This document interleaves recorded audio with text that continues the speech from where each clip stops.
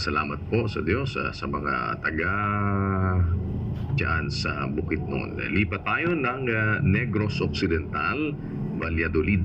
Go ahead, Negros Occidental, please. Brad, may pamangkotan ko. Ang tao bala nga kung damo na siya sa kasalanan, may samsaro ba siya nga maluwas sa iyang mga kasalanan. Ngara na siya sa nagakahilapit sa iya kamatayon. Napatawad mo pa siya, Brad, sa Ginoo. Alam mo, kapatid, kumporme sa sitwasyon ng tao. Kung halimbawa, hindi niya alam ang aral ng Diyos, at dahil sa hindi niya alam, wala siyang pananampalataya, maaaring mapatawad siya ng Diyos, maawa ang Diyos sa kanya. Pero kung alam niya yung aral, narinig niya na yung totoo, ayaw niya na sumampalataya, ayaw niya na sumunod, binigyan siya ng chance o ng pagkakataong sumunod, ayaw niya, ay iba yun. Tingnan mo yung magnanakaw na nakatabi ni Kristo sa krus, yung nasa kanan, naligtas yun tinanggap ni Kristo. Kasi kahit na siya ay magnanakaw, masamang tao siya, hindi siya nakapagsisi nung mga nakaraang panahon kasi wala siyang alam wala siyang alam, di niya kilala si Kristo. Pero nung makilala niya, sa krus na lang sila nagkita, sumampalataya siya kay Kristo. Kaya napatawad siya sa kanyang kasalanan, at natanggap siya ni Kristo. Pero yung isang magnanakaw sa kaliwa, hindi natanggap yon kasi hindi sumampalataya. Kaya ang kailangan, kapatid, pagka nakakita ka nung katotohanan, na laman mo yung aral ng Diyos, huwag mong itatakwil. Dapat matanggap mo. Maaring magkaroon ng awa ang Diyos sa'yo.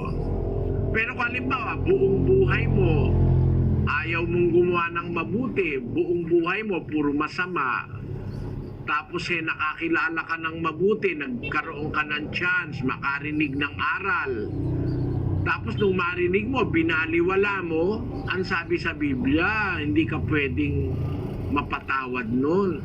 Sa ulo 24 ng Kawikaan, sa hiligay nun, bangod nga nagpanawag ako, kag kamo nagdumili, ginuntay ko ang akon kamot, kag wala sing tao nga nagsapak, kundi ginpakawala sing pulos ninyo ang tanan ko nga laygay, kag wala magpati sang akon pagsabdong.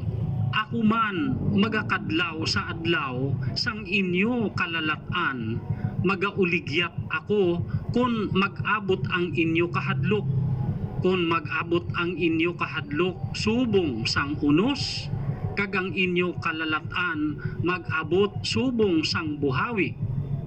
Kung mag-abot sa inyo ang kasakit kag ang kalisod, niyan tawgon nila ako, apang hindi ako magsabat. Pangitaon nila ako, sing nagatinguha, apang hindi nila ako makita.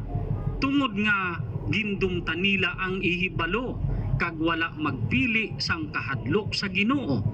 Tungod nga gindumtan nila ang ihibalo, kag wala magpili sang kahadlok sa Ginoo. Pagka hindi mo sinunod yung Diyos, nagkaroon ka ng chance, meron kang chance, may pagkakataon kang sumunod, hindi mo tinanggap, mahirap kang mapatawad, kapatid. Naintindihan mo, kapatid na Abe? Oo, Brad. Magandang salamat. Daghang salamat, Kim.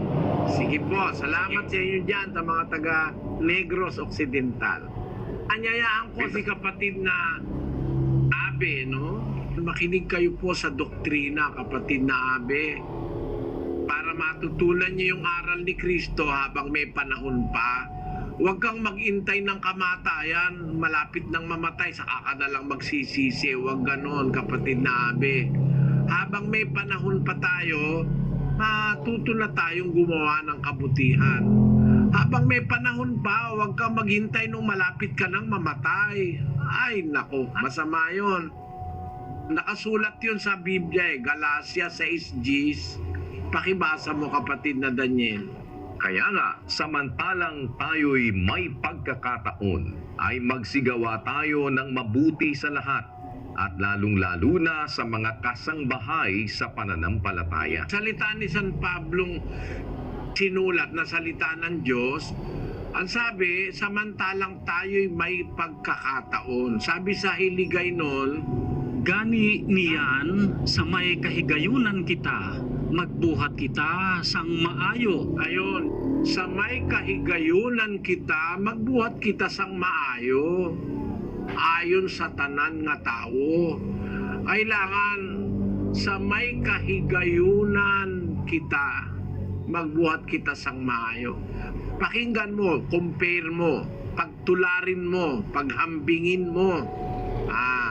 Para makita mo kung totoo, kung hindi. Makinig po kayo ng doktrina.